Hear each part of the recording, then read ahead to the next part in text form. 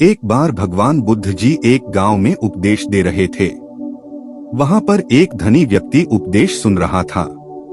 वह भगवान बुद्ध से एक प्रश्न पूछना चाहता था, लेकिन सब लोगों के सामने प्रश्न पूछने में संकोच कर रहा था, क्योंकि उसकी गांव में काफी प्रतिष्ठा थी। प्रश्न ऐसा था कि उसकी प्रतिष्ठा दांव पर लग जाती।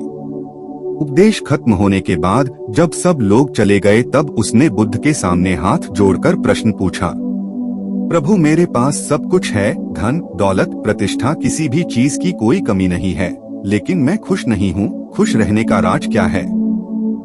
मैं जानना चाहता हूँ कि हमेशा खुश कैसे रहना चाहिए। यह सुनकर भगवान बुद्ध उसे अपने साथ जंगल में ले गए और सामने एक बड़े पत्थर को देखकर कहा कि इस पत्थर को उठाकर मेरे साथ चलो। कुछ समय बाद उस व्यक्ति के हाथ में दर्द होने लगा, लेकिन वह चुप रहा। काफी समय बीत जाने के बाद उससे दर्द सहा नहीं गया और बुद्ध जी से कहा, मेरे हाथ में बहुत दर्द हो रहा है।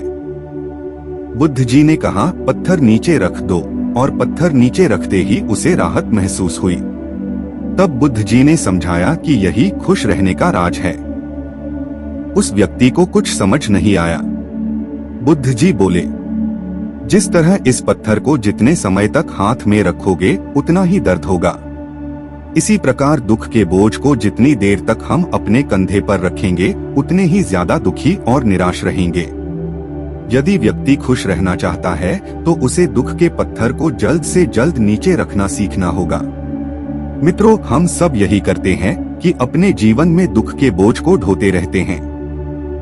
दुखों से मुक्ति तभी संभव है जब हम दुख के बोझ को अपने मन से जल्दी निकाल दें और इच्छाओं से रहित होकर, या जो है उसी में भगवान का शुक्रिया करते हुए खुश रहें।